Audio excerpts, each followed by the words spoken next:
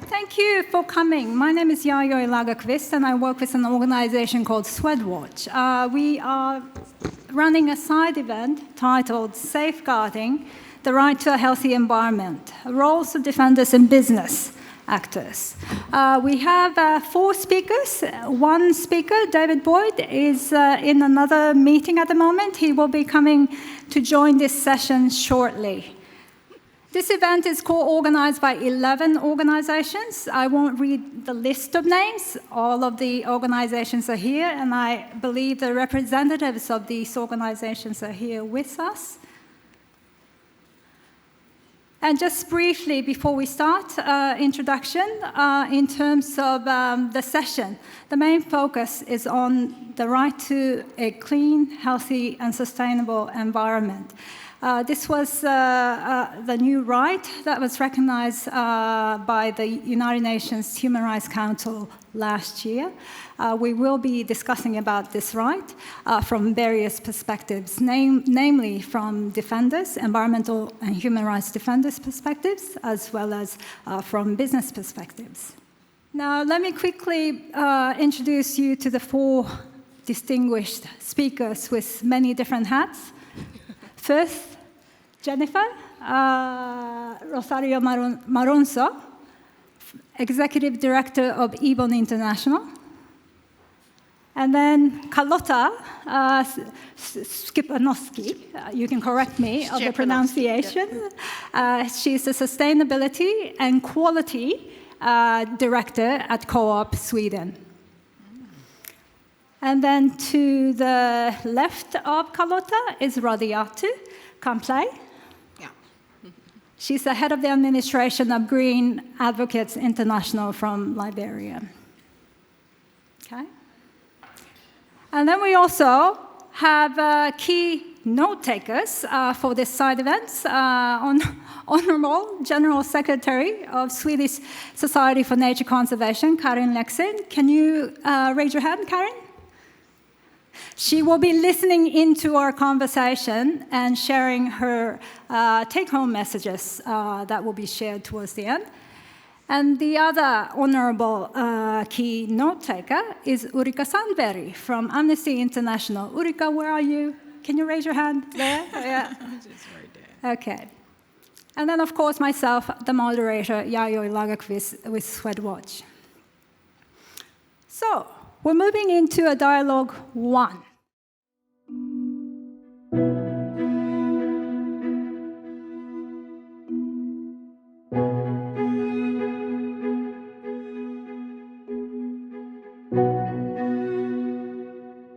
¿Cómo hacen cuando la gente del pueblo lucha en defensa de sus derechos tomando su carretera? Le tiran bombas lacrimógenas. Hable con el señor alcalde.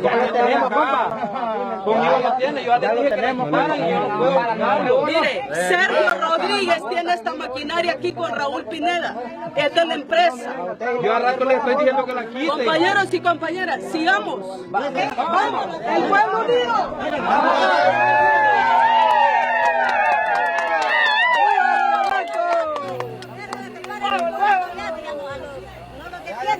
Hay conmoción y protestas en Honduras tras el asesinato de Berta Cáceres, de 45 años. Ella era una reconocida activista a favor del medio ambiente.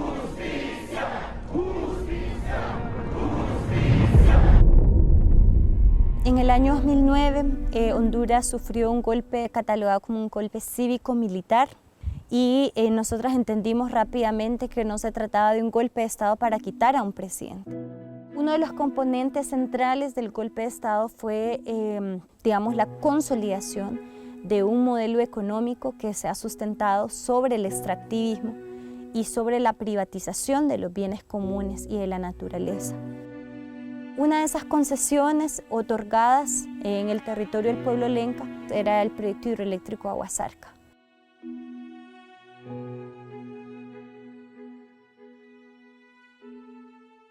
Cuando yo supe la noticia del asesinato de Berta Cáceres, que era mi mamá, pues yo no dudé que ella había sido asesinada por su lucha y por los intereses de esta empresa, así que se empezó a investigar quiénes eran los financiadores del proyecto, porque no se conocían. La muerte de Berta Cáceres, desgraciadamente, es la crónica de una muerte anunciada. Ella había denunciado hasta en 33 ocasiones las amenazas que estaba recibiendo por la razón de defender su tierra, pero mucho mejor que yo lo va a contar Berta.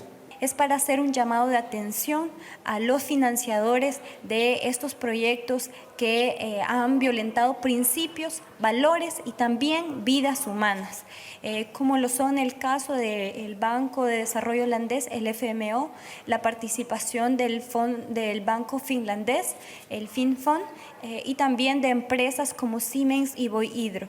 Entonces, bueno, son las intenciones de esta visita a la Unión Europea y, bueno, decirles que la lucha por la justicia no cesará, porque el amor es el motor más grande y el compromiso que ahora tenemos con la verdad pues no va a ser detenido ni por el cansancio ni por todas las adversidades.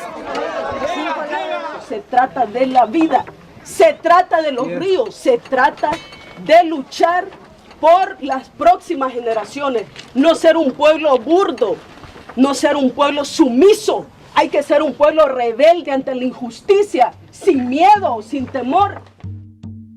Una se pregunta, ¿de dónde tanta fuerza? ¿De dónde tantas Bertas?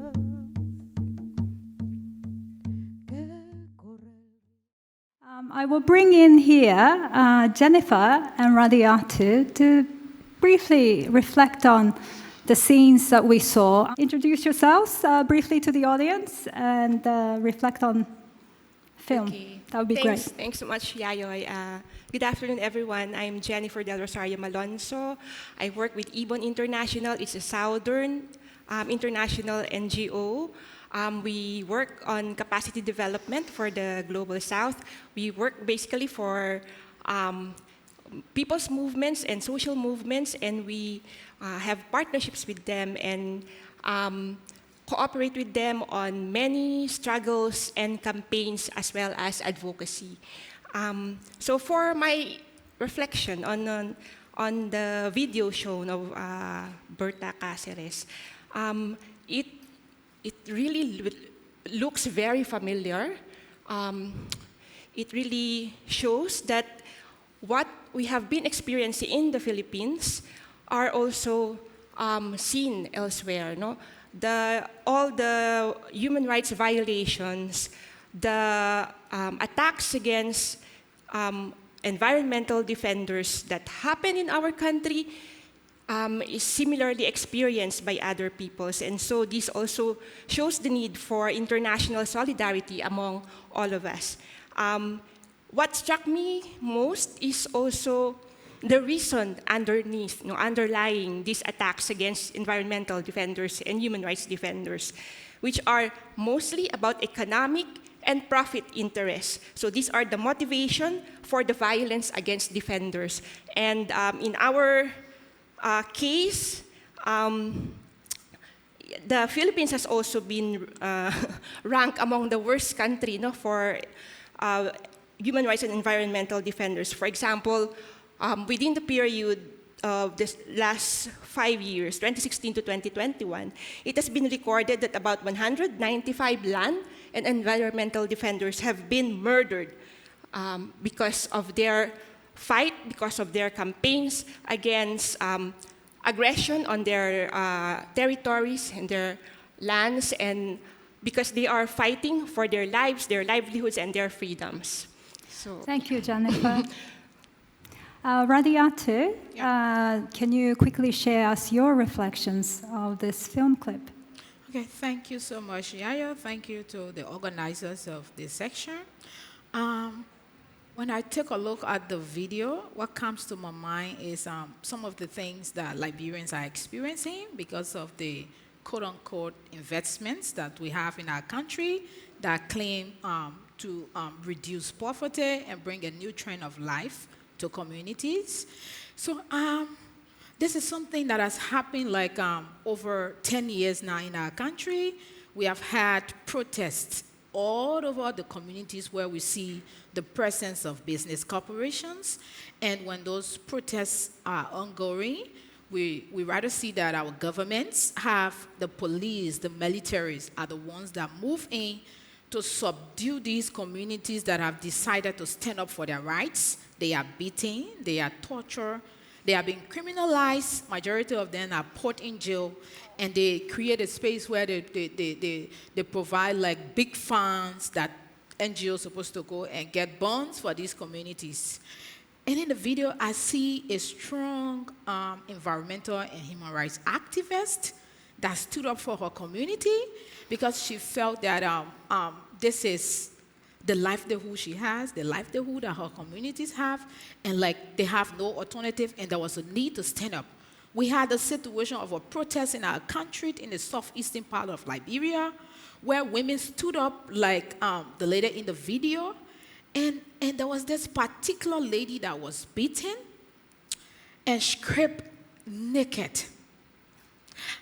Stripped naked in her community, which was something that was so bad, because like that lady felt so embarrassed, a very older lady that saw her son being beaten because they decided to protest, and she decided to go and grab her son, and in turn the police grabbed her and beat her and stripped her naked and sent her to jail.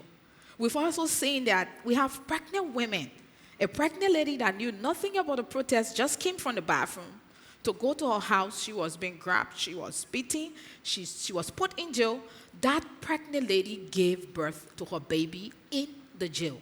So these are not strange for our country, because these are things we witness on a daily basis over the past 10 years with the notion that our governments have signed onto these investments to come and improve the lives of our people. But for us, we don't see it as improvement at all. Yeah. And here, you both, Jennifer and Radiatu, you both brought us a few photos to share from your respective regions. Of course, Berta's case was in Latin America, but similar situation as you described, we observe on day-to-day basis. So perhaps first, Jennifer, if you can describe to the audience, what are we seeing here today? It says Jalua Mega Dam Project. Yes. What does this mean? So this is the Halaur Mega Dam Project. It's a hydropower project. It was actually postponed for over 3 decades because of opposition from the communities around the dam area. However, during the current Duterte regime, in 2018, in partnership with the Korean government, the project has been resumed. So this project shows us that the many impacts that can be seen because of developments like this mega dam project. Assessments of this project showed that this can impact and alter ecosystems in the area. So this is located in central Philippines in Panay Islands, which is among the most biodiverse islands in the Philippines. And because of this project, the impact on the flora and fauna in the area is really huge. So there is a danger of reducing biodiversity in the area, as well as possibly causing the extinction of a number of endangered species. Aside from that, of course, another impact is that it would be reducing the water availability as well as quality for the communities living in the area of the mega dam. So this is part of the impact that you're talking about. Can you talk us through the picture? On people, So that was on the impact on the environment, but on people. The extractive industries and mega projects, mega infrastructure projects like this hydropower plant, hydropower dam, have been identified as the main drivers of attacks versus human rights defenders and environmental defenders. These attacks range from harassment, red tagging, which means you are tagged as a communist, and therefore you are a terrorist automatically, and you are targeted by the Philippine security forces.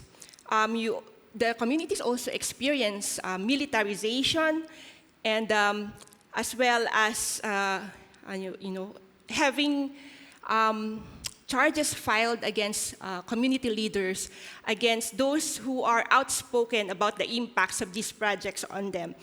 So aside from this, it can also be enforced disappearance, meaning you will just be erased from the face of the earth, just because you are standing for the rights of your family, your community, your land. And then the worst, of course, would be the extrajudicial killings. It can be an assassination or a wholesale massacre. For example, this protest is in reaction to what happened to community leaders in the Halaur Dam area. 9 indigenous peoples from the Tumanduk communities were killed by the police and military in an operation, in a raid against the communities there, done in December 30, 2020. So aside from those 9 killed, massacred, a number were also arrested, illegally detained, and many families were displaced from their homes. So, and all of this happened because the communities were opposing the Halaur Dam construction. So that is the very unfortunate and bloody impact of these infrastructure and extractive projects. But what is hopeful for us is also, as these pictures show, that people are fighting back, are resisting, are continuing the work that needs to be done to defend our communities as well as our environment. Thank you, Jennifer.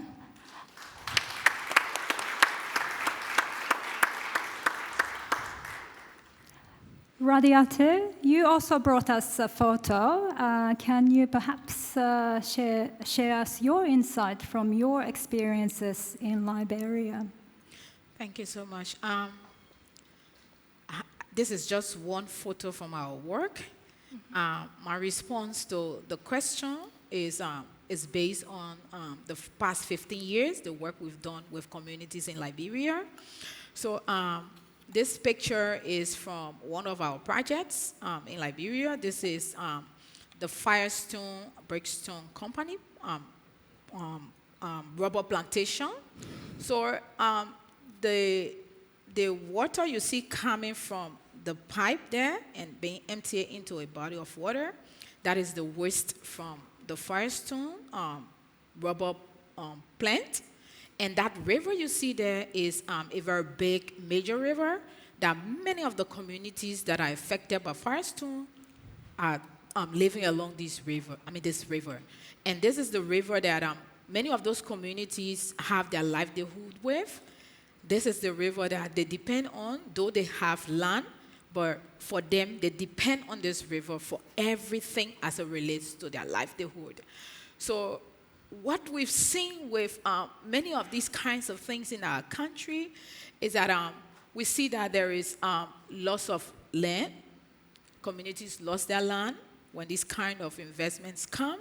We see that forest lands are also taken away, because when they grab the land, they don't negotiate, they move in and just grab, absolutely everything. So there is loss of farmland, there is loss of forest land, there is loss of completely access to any land. Then there is also the issue of forced eviction that communities experience. They experience economic displacement. They experience destruction of their towns and villages and destruction of natural resources as a whole. And they also experience like destruction of food crops and trees, because many of these communities have these things in their area. The other thing is the one in the picture, which is the pollution of water sources, contamination of drinking water, the rivers, the creeks. Some of them are like diverted to be able to help the company's crops grow, rather than it's being reserved for the communities. We also see that the industrial waste, as seen here, is the one that is not taken care of properly, and it's rather like being deposited to a place where communities' livelihood are affected in a way. And the other thing I see is that there's also this issue about religious, spiritual, and cultural sites, ancestral grave sites. The desecration of these areas are kind of serious for the kind of investment that have gone to our countries. And like where there is this thing about legitimate grievances being expressed by these communities, these environmental harms, communities have been subjected to harassments, intimidations, coupled with criminal charges, ranging from criminal trespasses, economic sabotage, disorderly conduct, and imprisonment of defenders that decide to defend their customary land rights. So, like, these are just few of the many things we see.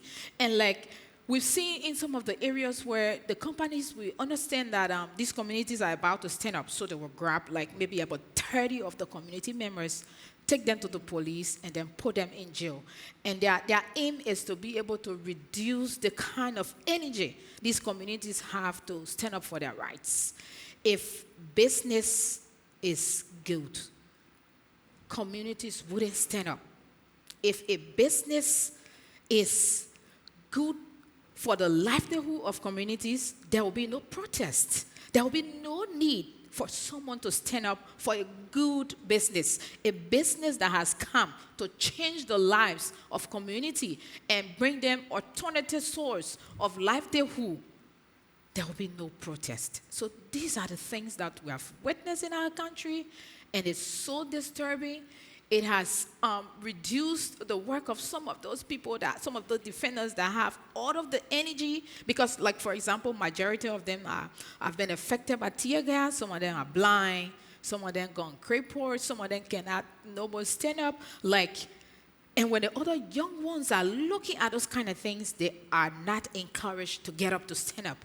But I can tell you that we have not given up. We still have the courage. We still have the strength to encourage these communities, people. One thing we always leave with them is that you are not alone. This is a global crisis that is ongoing. There are so many other countries, and then we try to bring back some of those videos, like the one we saw. Here's a lady. She stood up. Yes, it's true she was being killed, but her work remains forever. Thank you. Thank you very much, Radiatu.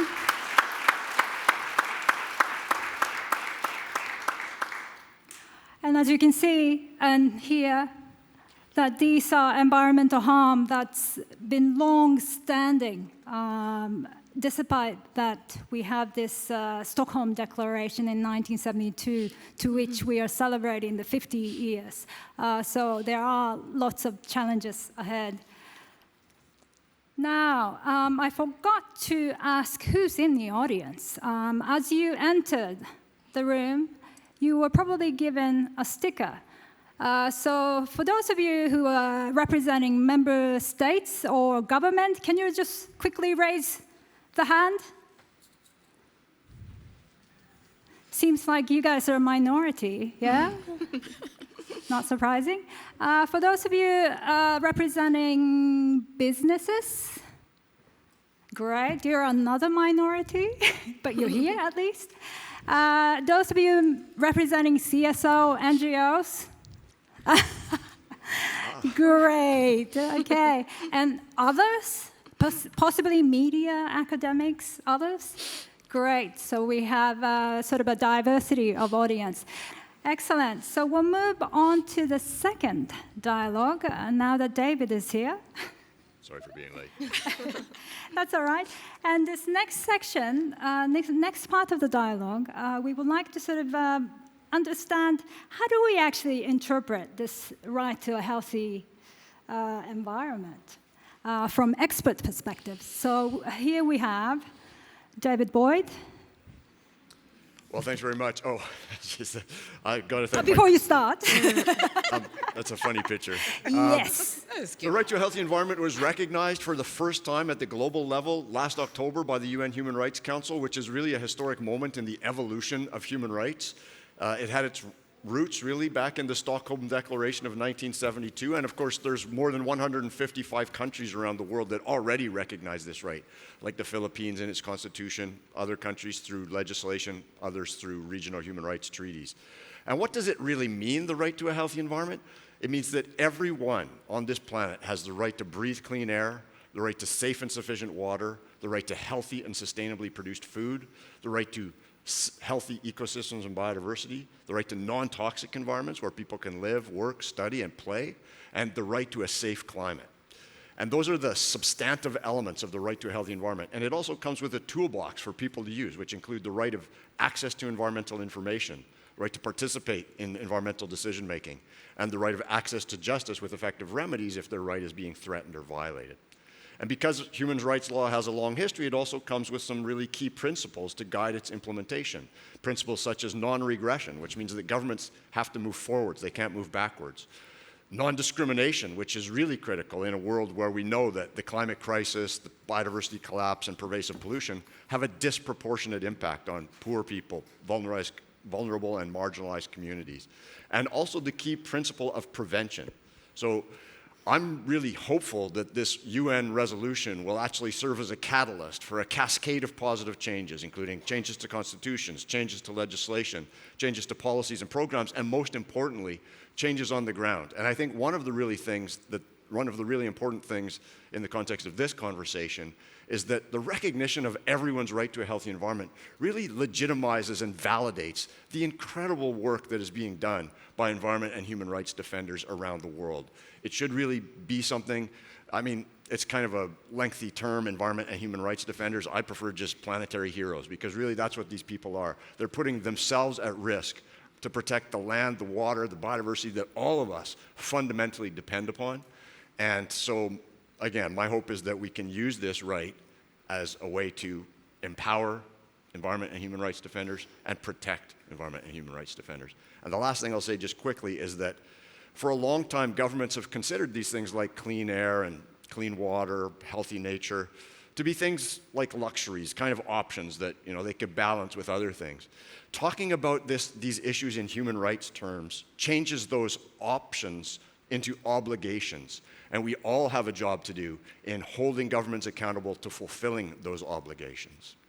Thanks, David. If I may ask, what is the one thing that stuck with you listening to Jennifer and Radiatu's respective stories from the ground?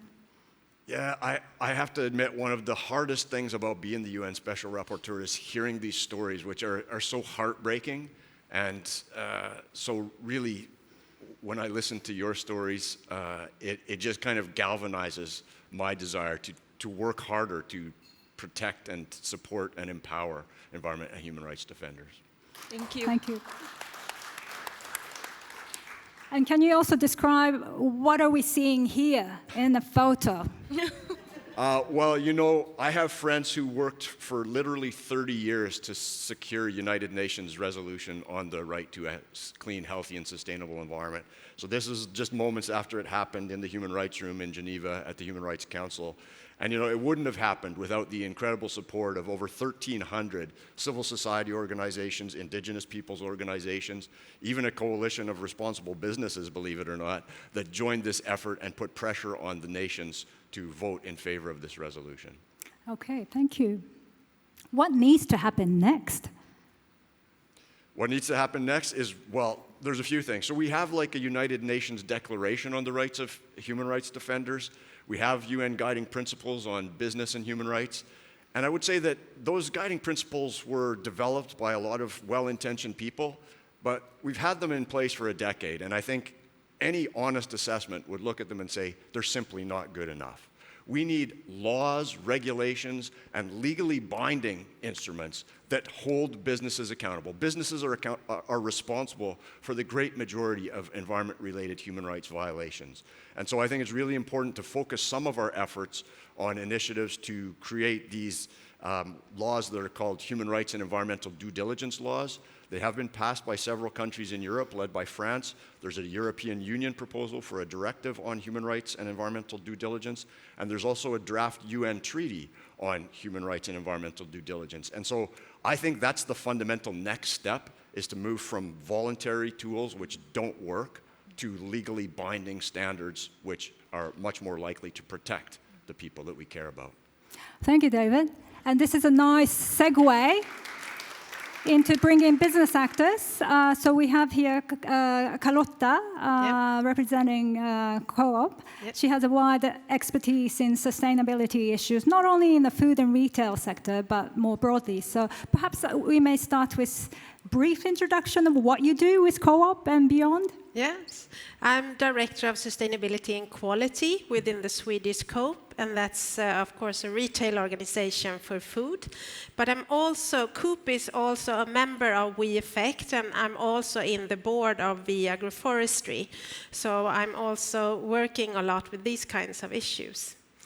And what I want to say is that we are very much behind all this discussion that you're talking about, that we need regulation, because the voluntary things that we're doing, we really try, but it's quite hard to do it. And I must address that we're quite far from where we're aiming. We see that we historically has been relied upon some labels, a lot on labels, and what we see now in Sweden is that the labels are decreasing. Our customer doesn't buy labels such as fair trade and eco labels as much as they did previously, which is alarming. And another thing that I want to lift is that the law doesn't even say that we need to know where the ingredients of our products are being produced. We just need to know where the production is. And we know that it's where the ingredients are produced. That's where the problems occur.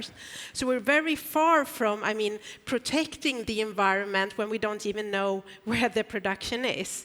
And that is something that we wanted to do something about within the Swedish Coop. So therefore, we started to work with our sustainability declarations that you can see on the picture. And what we do is that we collect information on ingredients of our products from all our suppliers. At present, we have 13,000 products out of 17,000 products in our store that are declared. So we take all this information on country or region for the ingredients and the production. And then we take information about labels and certification throughout the whole supply chain. And then we transform that to this kind of sustainability footprint. And here you can see one is, for example, local population, and that's basically what we're talking about today. And this axis is we are putting number on that based on BSCI rules of law. And then, of course, if our suppliers say that they have special programs, then we're adjusting the parameter.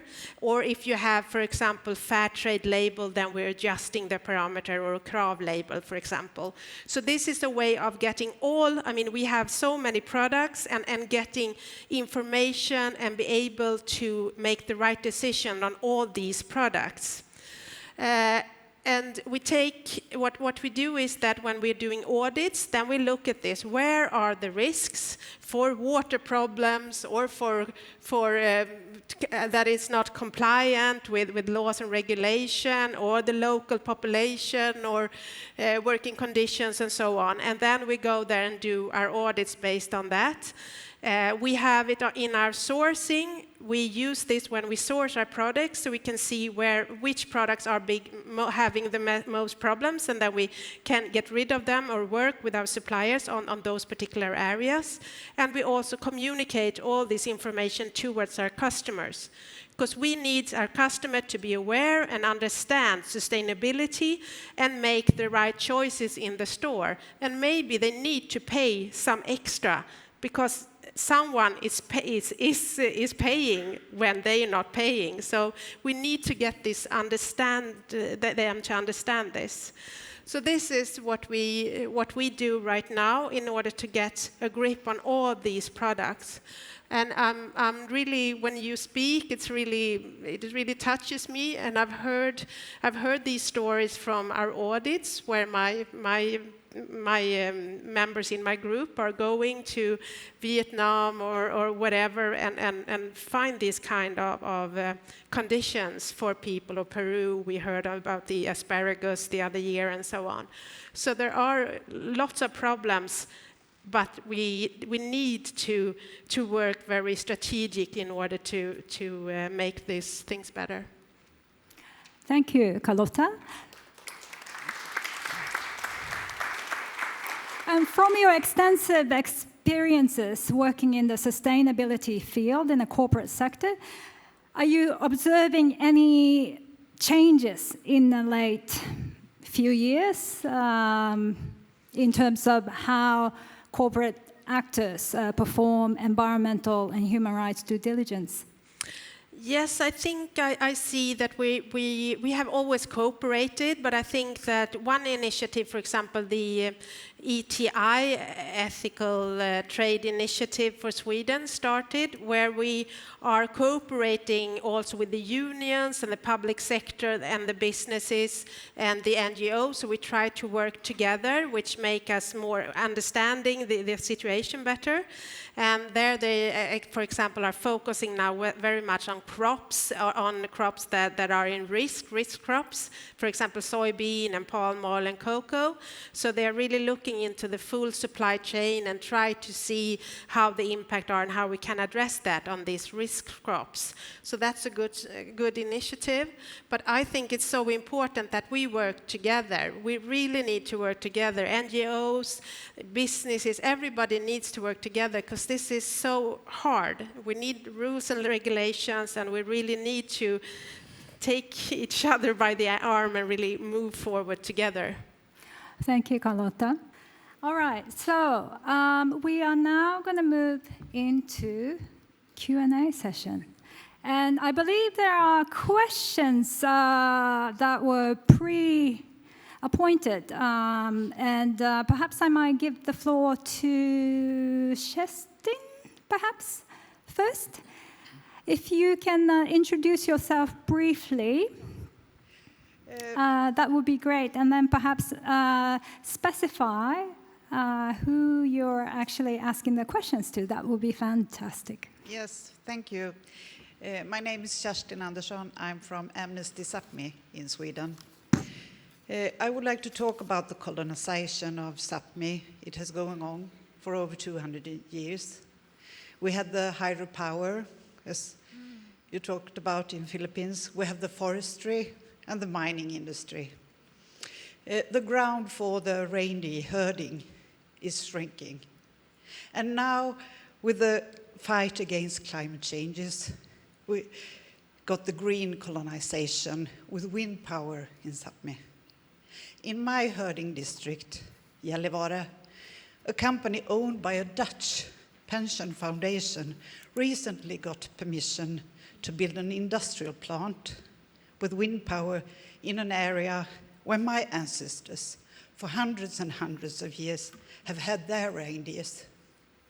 The Sami was not even consulted when the state-owned enterprise, Sveaskog, wrote the agreement to let the Sami land go. It's not a healthy environment, not for humans and not for the reindeers. We can't even trust the state-owned companies in Sweden. So I have a question to you, David. I would like to hear your opinion. What kind of instruments are needed in the global community to convince or force a country like Sweden to protect the Sami culture and the reindeer herding? Okay, thank you. I'll take two more questions. One, I believe Louise, General Secretary of Africa Grupperna, wanted to raise a question. Yes, thank you so much. I wanted to actually share a greeting also for a partner organization in Mozambique, Justicia Ambiental, and they wanted to ask more or less the same question, and it will be directed to David as well, so you can incorporate that in your answer. It has to do with the due diligence and the next step and how to move forward when it comes to the binding treaty. Because Ilham, she sent a message here to me. I will read it. A conversation like this focusing on the symptoms and the human rights defenders at stake is not the actual cause.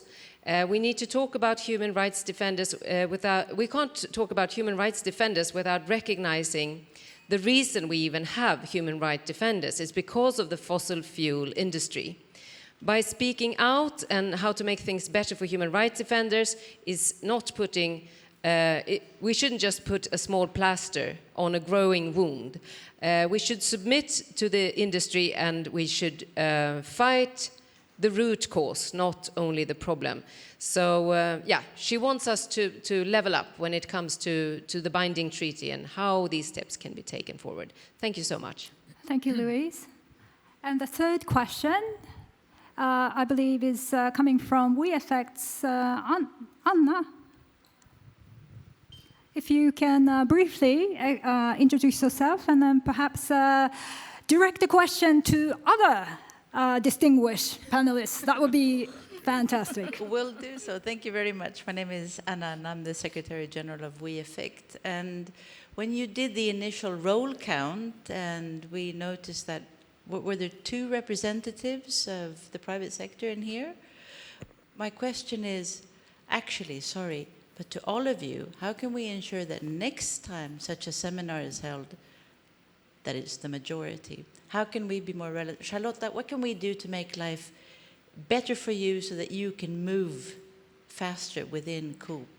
What can we do as civil society just to push the buck, to put it? That would be my question. Thank you very much. So perhaps, David, you've got 2 questions. So I'll give you the microphone first, and then Carlotta, and then the last was to Jennifer and Radiatu. Thank you very much. And 3 years ago, I visited Sápmi territory as part of my country mission to Norway and was really struck by the extent of industrial development, as you mentioned, hydropower, wind turbines, mining activities. And I think it's important to recognize that indigenous peoples themselves fought for many decades to achieve the United Nations Declaration on the Rights of Indigenous Peoples, but that's not enough. We need to take that UN declaration and transform it into law at the national level. Indigenous rights should prevent those types of activities from proceeding unless governments and businesses have the full, free, prior, and informed consent of Indigenous people. So it really came as a shock to me, to be honest, recently when the Gallup mine received approval here in Sweden. My colleague, the Special Rapporteur on the Rights of Indigenous Peoples, and myself wrote a letter to the government of Sweden expressing our concerns. We got, to be honest, a very poor response back from the government. So I think the critical step is twofold. One is to, as I said, put those indigenous rights into national legislations and ideally national constitutions, as we've done in Canada, which really does make a difference because constitutions are the highest and strongest form of law in any country, and they also reflect the country's deepest and most cherished values. So I think that would be something that would be important to see happen here. And I also will note that the Sámi people won a very big lawsuit in Norway about the construction of a major wind project without their consent. So that's an encouraging sign that at least courts are willing to stand up for the rights of Sámi people. The question about dealing with the root causes, I completely agree that we live in a global economy that is fundamentally based on the exploitation of people and the exploitation of this planet. And so we need to take transformative steps to change that situation. Human rights and environmental due diligence legislation is just one piece of that. I think that we all need to gather our forces to work on shifting from the fossil fuel economy to the renewable energy economy as quickly as possible. And I think that means that there should be no expansion of fossil fuel infrastructure in any wealthy northern state. We should phase out fossil fuels. We should, as the Secretary General said yesterday, coal should be dismantled in every wealthy nation by 2030. Some nations, part of the Powering Past Coal Alliance, have made that commitment, so that's encouraging, but we need to do more, we need to do it faster. We need to transform today's linear economy where we treat nature as nothing more than a warehouse of resources for humans, and then make stuff, waste it, and put it back into the environment as pollution and waste. We need to transform that into a circular economy, detoxifying the global economy. These are major, major challenges, major shifts that are required. But I believe that just as freedom and equality were catalysts for the transformation of a colonial economy based on slavery, we can use human rights today as catalysts for the transformation of this exploitative global economy in which we live. Thanks, David. Thank you. And Charlotta? Yes, I thought about the thing that you mentioned, Anna, that it's only NGOs in here, almost. And I thought just practical, maybe write something else when in the program and try to include business better. Maybe that would make business come here. I'm not sure, but I think that could be something to think about next time. And then I thought what we need to do and what we need in our business from NGOs. I think this is really very hard question to answer, but I think that we have the structure with our sustainability declarations. Maybe if you can help us to make sure that the structure is getting better, because we have this rules that we are based this on, and maybe you can help us to get that better so we get even more right when we do our audits, for example. I'm thinking about SAPMI. I wrote here, we don't have that in our sustainability declarations. How do we adjust the parameters according to the things that you said? So maybe that can be that you can help us to make our structure better. Do you understand? Or? Yeah, to make our structure better so that we can make better decisions. That could be one thing. And then, of course, you can help us to, when we do our audits, for example, to find the right people to talk to outside the industry where we are doing our audits. Maybe we're talking to human rights people around, but maybe we should talk to farmers, corporations, for example. Maybe they are the one that have the knowledge, so we have better control when we do our audits. That's another thing that I can think of. And then, of course, understand each other better. The normal. We need to sit down, discuss, have more. We need to work more together, of course. More conversations. More conversations, but that we don't have time for. But very effective conversations. Yeah, perhaps in the corridors. Yeah. Jennifer. All right. Thanks. I totally agree with David about the need for more work, on having binding agreements and instruments. But I would also emphasize accountability. Let's look at all the actors who are responsible. These are powerful actors, states themselves, our own government in the Philippines, who have policies and that are inimical to our own people, and who are using its security forces against its own people. So you have that. And then we have donor countries, international financial institutions who support projects and programs that are actually proven to be detrimental to people and the environment. Who else? Let me just say, of course, not all business or corporations, but many of them, the huge ones, are really have practices that are rooted in exploiting, in extracting, from our people and country. So, how do we combat, such powerful forces, while instruments and talking with each other, dialogues, are, of course, very important. I would still really put my trust on people's movements and their own actions, because people will be the ones who will change this world. So, yeah, sorry. Sorry for that emotional. Thank you, Jennifer. And Radiatu?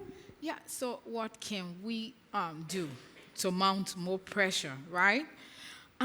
What I'm thinking on is that, for example, across West Africa, we've seen this Stockholm+50 company that cut across West Africa.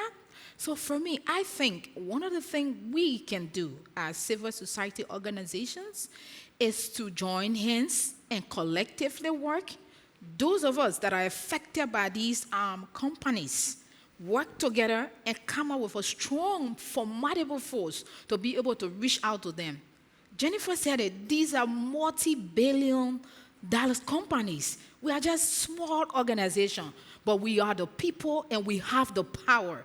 If we decide to get up and stand up as countries that are affected, we could mount pressure on this. I mean, like, cutting across, like, it's in Sierra Leone today, it's in Liberia the same day, it's in Africa Coast, and all over.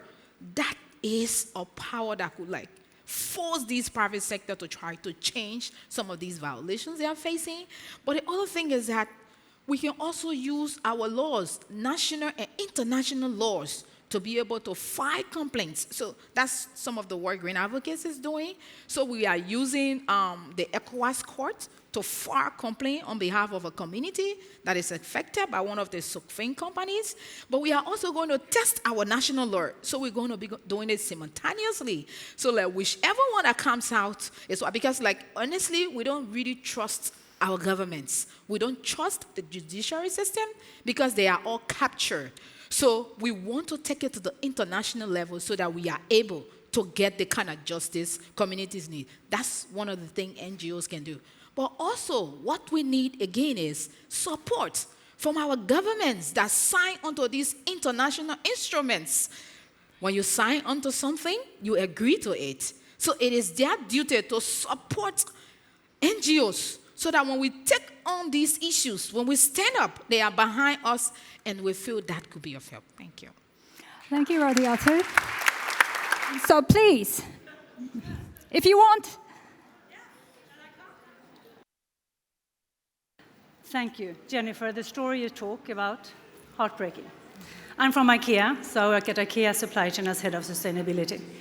I just want to say I'm very happy that I'm here in this room with my one colleague and the other one, he had to go. And I hope that we could be more people here from the business, because polarization between business, NGOs, companies, UNs, whomever, is not helping the cause. Because we need to work together. First and foremost, we are all human beings. I'm Christina, then I happen to work somewhere, and I try to do good. How do we apply the values, humanistic values, in everything that we do? And I think at IKEA, we have our vision is to create a better everyday life for the many people. And that really includes everyone. We cannot do good business if we don't do good for people, and what you talked about, the nexus. It's about climate, it's about nature, it's about people. All have to flourish and have the rights on their side to actually do something together. So I think that we as a business have a very big and important role to play to show that responsible business is the way forward and where we have to work together. Of course, we have areas where we can do better, where we can be even more, have the ear to the ground and work together with the different groups in society, communities, local communities, indigenous people who knows about raw materials, how to extract in a responsible way, what you can use or not. And there's more we can do together. So we always want to have this multi-stakeholder approach where we work together. So please see people as we work together. And I think we are human beings on this one planet. Let's make it a good one. Thank you. Thank you, Christina. But before we end, can we ask our key note takers to sum up quickly? Yeah, Karin? I think there's a floating mic. I think it's easier actually, and I think Ulrika should also come forward. So how do you summarize so many very important issues? And I was wondering, maybe looking at Kerstin, I wanted to say at first, as a Swede and representing a big organization, I really would like to begin with recognizing and also saying that I'm ashamed of the history of colonization of our country and of Sápmi and the still ongoing violation on your rights. This is important for me to say, and this is our responsibility here in Sweden, and that is also a reason why we have engaged in the Gallo case as organization.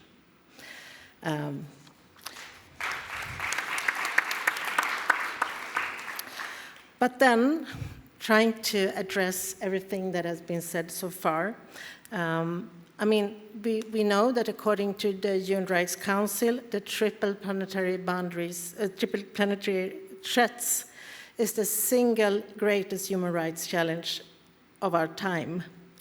And I think it's really interesting what you say, David, that the human rights can be a catalyst to address those issues. And we see that the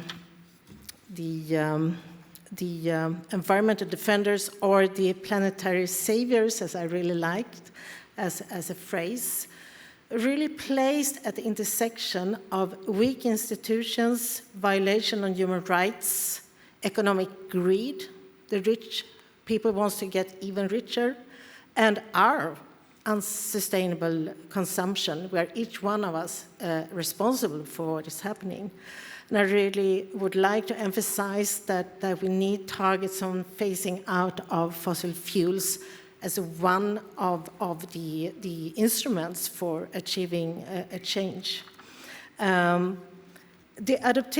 adoption of the resolution on the right to a healthy planet is, of course, an important step forward in the right direction. But as you were also pointing out, there is now a need for member states to move from recognition on the paper to implementing policy and instruments that can truly protect people and planet. And as you were also saying, to move from voluntary agreements that we have seen are not enough for really securing planet or the people, and to move towards legally binding instruments.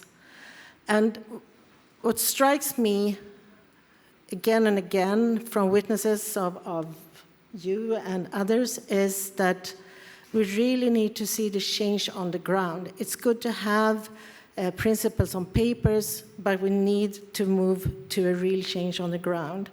And we need legally binding instruments for businesses, but we also need meaningful participation for those who are affected by the violations. And they need to be safely included in the decision-making process. So we need to move from paper to implementation. Thank you.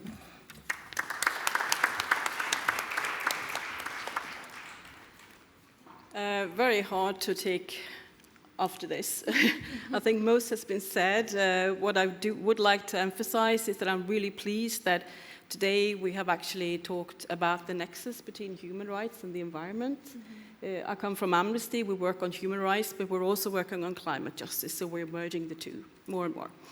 And secondly, I don't know exactly how to say it, but you have given us such powerful and you're doing extremely brave and also dangerous work as human rights and environmental defenders. Yeah, I just wanted to give you my appreciation for that.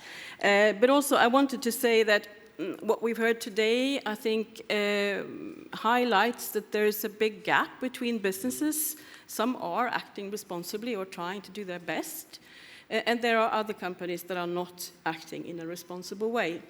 Amnesty, as well as most of the organizations here today, we're working for or lobbying for a very strong EU directive on human rights and environmental due diligence. And I think, yeah, Professor Boyd, you mentioned that as well, the need for legislation, the need for work at the UN level. We see it coming at the EU level. Unfortunately, the draft that we've seen is a bit weak, so the civil society organizations are working to make that stronger. And there are certain elements that we are pressing for.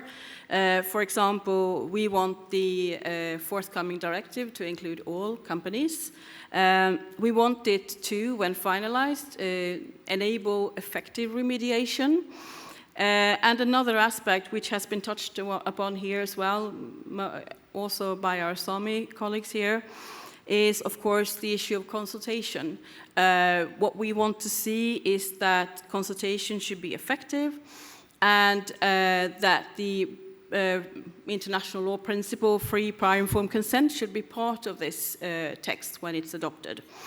And this is in order for environmental and human rights defenders to be seen as allies and not as enemies. We're also seeing more and more case law developing, which I think is worthwhile mentioning. We see cases against Shell, RWE, etc., cases that concern both human rights and environmental issues, where companies have been negatively affecting those. So we do see some lights a light in the tunnel. We do see the EU directive coming. We think that's very positive. But as I said before, we need to work to make that really, really strong in order for, us all to be having a planet and basically a healthy planet for all. Thank you.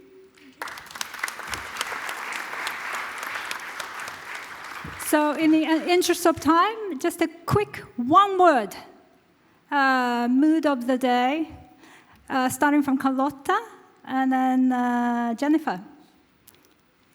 Well, I'm just very touched and moved about your presentations and what you presented here today. And I think that I will go home and reflect a bit more on how we have our structure and see if we can find solutions that make it even better and push our company towards even more human rights discussions. And David? My word is honored, which it's just an honor to be on a panel with people of such courage and bravery. And I think I'd also just like to point out how incredible it is, the role of women and girls as environmental human rights defenders.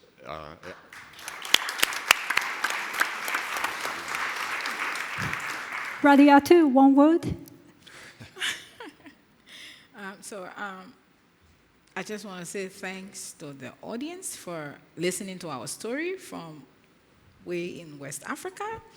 And my hope is that the world will hear about our stories and those that are responsible, those that are the actors of the kind of environmental harm that our communities in our country are facing will be told about these things and that justice will be served for those communities. Yeah.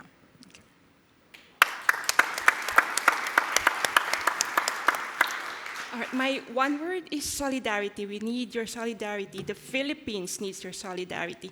You would have known that we have just a recent election, and we feel that what has been happening in the last 6 years would perhaps continue or worsen under the incoming administration of Marcos Jr. and Duterte. So these families' bloody regimes are set to, again, come into power by June 30. So please keep your eyes on the Philippines, on our situation, and help us also to expose any violence that would be expectedly happening in the next months or years. Thank you. Thank you, everyone. All right, so our session is over, and we've got the recordings. We will share it at a later date. We will definitely let you know. Thanks for coming.